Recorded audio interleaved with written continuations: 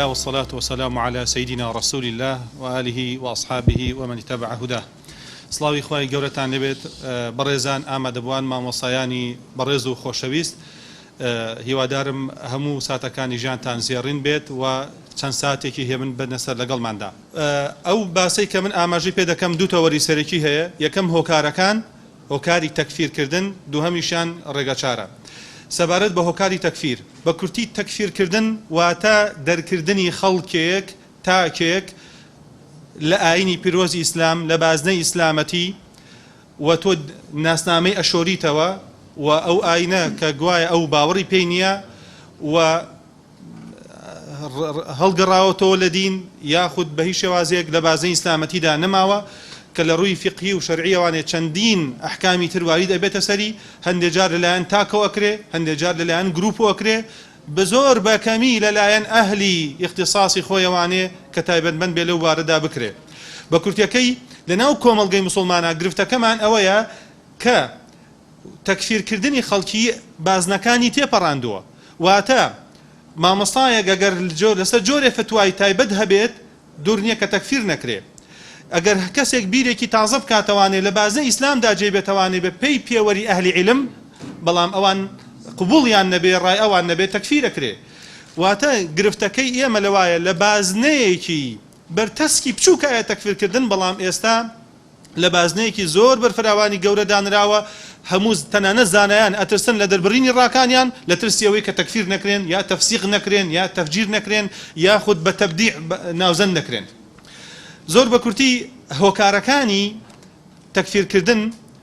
پۆلێن کراون بە دوو بەشەوە.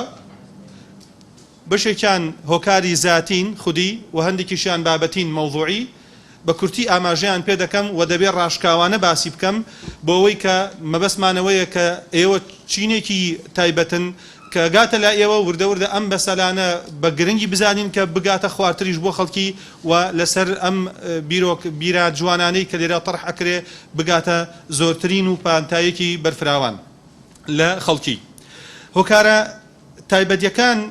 کە پێوە زاتیان پێدەوتێت لە سبابە ذاتیە، یەکەم شارەزانەبوونە لە ئاین و خاڵیبوونی هەگبەی زانستیان. بە هیچ شێوازێک ئەو کەسانی کە خێرا دەزەکەن بە کافرکردنی خەڵکی، هۆکارەکەی ئەوەیە کە لە دین شارەزانە بوون، لەسەر بچووکترین شت ئامادەیە بەرامبەرەکەی دەربکا لە بازنەی ئاین، فکری مەقاصدی ئیسلامی نازانێ، دەستەواژەی شریعەتی ئیسلام لە مەفاهیمی قورئانی و تەنانەت مامەڵەکردن لەگەڵ فەرمودەیە نازانێ. لەبەر ئەوە کە هەگبەی زانستی کەمە و بەرچاوی داخراوە، زۆر سروشتیە لەسەر شتێکی سادە خەڵک بە کافر دابنێ. گەنجێکم بینی زۆر بێتاقەت بوو لە مامۆستایەکی ئاینی لەبەرەوەی لە تەلەڤیزیۆن ناوتوێتی دروستە دەمودان خاوێنکردنەوە سنەتەکەش دێتە جێگا، ئەگەر هاتوو بە هەر شتێکی زبر بێ بەم فڵچەش بێ کە ئەکرێ. ئەیگۆ ئەوە دژایەتی کردنی سنەتی پێغەمبەری خوایە صلی الله علیه وسلم. ئەمە هەگبەی زانستی کەمە لەسەر شتێکی بچووکۆ ئامادەیە نقطەیە بگرێ، لە کاتێکە هەر فوقەها فەرمویان يجوز بكل شيء طاهر خشن، کە ئەمە بەڕاستی نەبوونی هەگبەی زانستی ئاگای لە ئەسڵەن لە مەقاصدی شەریعانیە و کەسانێکیشان کردوتە پێشەنگی خۆیان مەرجعێکی ئاینی، ئەوەیە کە ئەوانیش بەڕاستی خاڵین لە علم و معریفەتە زیاتر کەسانێکن لە بوارانی دیکەی تردا مامەڵە دەکەن. خاڵی دووهەم شوێنکەوتنی هەوا و ئارەزوەکان. هەوا و ئارەزوەکان زۆر خەتەرە بەڕێزان. يعني خواب پیغمبرکانی دفرمی علیه السلام که او کار مکن ولا تتبعی الهوى فيضلك عن سبيل الله. لبروا که اوی خوی حزیلیتی و اوی اشتهای خوی لگلیاتی و اوی لگل خوی دادکرێتەوە زۆر بەگەرمی لەگەڵیایەتی و سوورە لەسەری و مامەڵی لەگەڵ دادەکا لەگاتێکا حەق و ڕاستی مەرجنیە لەلای ئەم کەسە بێت. بەس کودەوەچێ هەندێک جار لە بیر و بۆچوونەکانە تۆ هەڵەبوو بیت، ئەو کەسە هەڵەبوو بێ کە ئەم بیر و بۆچوونێ هەیە، بەڵام بەداخەوە گوێی پێنادا شوێن هەوا و ئارەزوو دەکەوێت. هەمووشمان دەزانین ئێمە مرۆڤین، بە شتێکی بچووک لەوە چێ کاریگەریمان بۆ دروست بێ، کابرا لەوە چێ مەسلحەتێکی مادی بفەوتێ ئامادەیە بەرامبەر بە فاسق و فاجر دابنێ، لەبەرەوەی مەسلحەتێکی دەنگی بفەوتێ، لەبەرەوەی مەسلحەتێکی ڕەنگی بفەوتێ، لە مەسلحەتێکی ئابووری بدرێ، ئامادەیە بەرامبەر بەو شێوازە لێ بکا کەمە بەڕاستی تەواو شوێنکەوتنی هەوا و ئارەزوەکانە. خاڵی سێهەم تەویلکردنی هەڵە و ڕێگ نەخراو بە تەرازووی شەرع. ئێمە تەویلی منضەبیتمان هەیە، بەڵام کۆمەڵە تەویلێکی دیکەیتر هەیە کە بەڕاستیش بە سەرچاوەکەی هەوا و ئارەزوەکانە. مەسەلەی نەسخ لە قورئاندا، مەسەلەی وەلا و بەڕا کە ئاماژەیەکیان پێکرد. جگە لەوەش تەنانەت مەسەلەی مرتەکیبی کەبیرە و کەسێک کە گوناهی کەبیرەکە زۆرجار لەم سۆنگانەوە کافربوونی بەرامبەر دادەنرێت لەبەرەوەی کە تەویلێکی بۆ دێزێتەوە ئەڵێ کاکە ئەمە وەکو وایە حەڵاڵی کردبێ ئەم کاری کردووە خۆی زانێت کە حرامەکەچی ئەنجامی ئەدا یعنی دەچێتە سەر بابی تەکفیرکردن. خاڵی چوارهەم لە ئەسبابە زاتیەکان ئەوەیە کە دەوروبەرێکی ناتەندروست و کەوتنە ناو گێژاوی کۆمەڵگەیەک یا چین و توێژێک یا گروپێک کە بەرچاویان تەسکەوە و ڕەشبینن. هەر کەسێ ئینسانی ابن زەمانیهی ابن بیئەتیهی لەبەرەوە پەروەردەبوون لە ناو کۆڕ و کۆمەڵەکە کە تەنها خۆی بەڕازەزانێ حەچی خەڵکە بە فاسق و فاجر یەزانێ. ئەگەر شوێن من کەوی ئەوە تۆ ڕاستی ئەوە لەسەر ڕاستە شەقامی فرقەی ناجێی، ئەگەر لە شوێن من نەکەوی ئەوە فرقەی هالیکەی جەهەنەم چاوەڕێتە و دووری لە دینەوانێ. ئەمە بەڕاستی یەکێکە لە خاڵە گرنگەکان کە یعنی کۆمەڵە کەسێک ئەم فکریان هەیە دێ هەچ کەسێکیش لەناو ئەما پەروەردە بێ هەمان فکر هەڵدەگرێ. خاڵی پێنجەم لە ئەسبابە زاتیەکان دەمارگیری و تعاسب بۆ ڕەئی یا بۆ مەذهب. ئێمە ئەسوڵی دینی ئیسلاممان هەیە کە هەموو مەذهبە ئیسلامیەکان لەسەر یەک دەنگن، بۆ جەخت لەسەر ئەمە نەکەینەوە، بۆ بینە خواردتر بۆ ڕافیقیەکان کە ئەگەر هات و تۆ ڕایەکی منت بەدڵ نەبێ من ڕەفزی تۆ بکەم من قبوڵی تۆ نەکەم و وای لێبێت یەکسەر بۆچوونی تۆ بە هەڵە بزانم هەر لەبەر ئەوەی کە مەذهبێکی ترت هەیە لای من ڕەشبینی.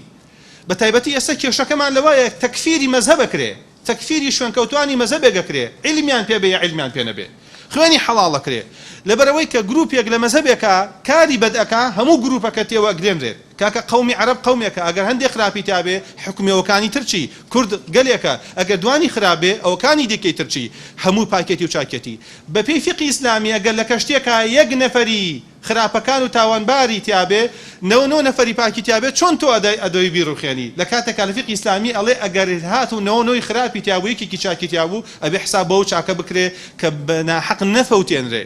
ئەمە بەڕاستی ئەو تەعەسوبە شەوا دەکا کە فکری ئینتیحاری دروست بێت، چونکە کەوتی ئەو کۆمەڵگا کافرە ئەو مەذهبە کافرە ئامادەی بڕوا لەناو هەمویانە هەموو خەڵک بەناڵ و بە گەورەوە هەمووی لەبار بەرێ. بەشی دووهەمی هۆکارەکان هۆکاری بابەتین مۆزوعین واتە خودی کەسەکان نین بەرچاو تەسک بن دەمارگیر بن عیلمیان پێ نەبێ لەناو گروپێکی خراپا بن. واقع و ژینگەکە وا دەکا بەداخەوە هەندێک کەسیش دەستی تایەتی بێەوەی بەخۆی بزانێ، چونکە زۆر جارە بێ ئێمە سەیری و کەسانەکەین کە ئەڵێن نەخۆشی تەکفیرکردن کەواتە و کەسانی خەڵک تەکفیرەکەن تووشی نەخۆشی بوون. ئەبێ ئێمە بە بەڵگەی زانست و زانیاری بە دەرمانی عیلم و معریفەت لەگەڵیان ئامامەڵە بکەین بۆی کە لەو گێژاوە ڕزگاریان کەین. بە کورتی هۆکاری مەوزوعی ستەمکردنی حکومەتەکان و داماوکردنی گەل. هەندێک حکومەت هەیە ئیشیەوەیە گەل داماوکە بە جوملە بکوژێ ببڕێ بفەوتێنێت سجنیان بکا لەسەر بیر و بۆچوونی سیاسی لەسەر بیر و بۆچوونی فقهی. ئەم کوشتن و بڕینە لەلایەن دەسەڵاتەوە عوزرێکی باشە دادە دەست بەرامبەر کە تۆ من بە کافرەزانی خۆ منیش زمانم هەیە منیش تۆ بە کافرەزانم. ئەمە بەڕاستیەکێکە لە هۆکارە مۆزوعیەکان کە گێژاوێکە حکومەت ستەم بکە ماف بخوا ئیتر خەڵکی دەرەتانی نامێنێ ئەڵێ ئەم حکومەتە ئەسڵەن قەومی نییە نەتەوایەتی نازانێ نیشتمان پەروەەر نیە و ئاین پەروەریش نیە بەواتایەکی دیکەی تر دەردەکا لە قەومیەت و هەروەها دەردەکا لە ئاینیش. خاڵی دووهەم لە سنوور دەرچوونی کەسایەتیە سیاسیەکان جێداخە کە هەندێک لە کەسایەتی سیاسی سنوورەکان دەبەزێنن دەرگا واڵا دەکەن بۆ ئیلحاد بۆ ڕاوبۆچوونی دژ بە ئاین بۆ ئەوەی کە زۆربینەی خەڵکی ئاینێکی هەیە ڕەچاوی ئەوان ناکە لە بەرامبەر ئاینی زۆری نەشدا دەرگادا دەخات و ڕێگەت پێ نادا قسە بکەی وەڵامی شوبهەکان بدەیتەوە یعنی کپ دەکاتەوانێ زۆرینەی ئاینی زۆرینەی خەڵکی کپ بکاتەوە دێت ئاینی جاری وهەیە بوونی نیە لەناو کۆمەڵگاکەیە ئەچێ ئاینێکی دیکەی تر هێنێ بەس دەبەرەوەی جیاتی ئاینە سەرەکیەکە بکە یعنی بە کورتیەکەی سەری ناهێشێ خۆی پەڕۆ ئەبەستێ کەسایەتیە سیاسیەکانە بێ وریابن لەم مەسەلەیەدا کاتێک کە دەزانی ئاینی زۆرینەی خەڵکیە بۆ غاندیەچێت ئەو ناوچاوی خۆی مۆرەکە بەو شێوازەی کە هیندۆسیەکانیکەن لەبەرەوە ڕێز لە نێتەکەی خۆی دەگرێ تۆ ئاینێکی پاکت هەیە بۆ ڕێزی لێ ناگری بۆچی ئاینێکی پاک و جوانمان هەیە وەکو ئیسلام بۆ کەسایەتیە سیاسیەکان زیاتر جەخت لەسەرەوە ناکەنەوە کە ئەو ڕێزە بگیرێ و هیچ بەڵگەیەک نەدەن بەدەستەوە بۆ کەسانی کە بەرچاویان تاریکە و ڕەشە بۆەوەی کە حکم بدەن بەسەریاندا نەک هەر ئەوان ئەڵێن ئەوەشی کە لەگەڵ ئەوانە بێ ئەوشی چپڵێکیان بۆ لێدا ئەوش دەنگێکیش بدا بۆ ئەوان مادام ئەوان کوفرەکەن یاخود ستایشی ئاینێکی دیکەی تر دەکەن دژ بە ئاینەکەی ئێمە و لە بەرامبەرە ئاینەکەی ئێمە چەوسێنەوە کەوات ئەوشی پشتی بەوان بگرێ هەر هەمان حکومەدەن بەسەریا کە ئەمە بەڕاستی هۆکارێکی مۆزوعیە خاڵی سێهەم گەندەڵی مادی و ڕەوشتی بە تایبەتیش لەلایەن ئەو کەسانی کە دیارن ئایا کەسایەتی ئاینی بن یا کەسایەتی نیشتمانی بن یا کەسایەتی سیاسی بن کە خوا لە قورئانە باسی کردووە إن كثيرا من الأحبار والرهبان لا يأكلون أموال الناس بالباطل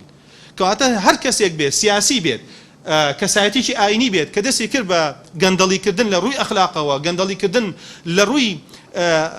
پارە و پولەوانێ و خەڵکی هەژار و نەدارکرا خەڵکی دژی ئەوەستنەوە ئەڵێن ئەم کەسە نیشتمانی نییە ئەم کەسە ئەسڵەن ئاینی نییە ئەم کەسە ئەسڵەن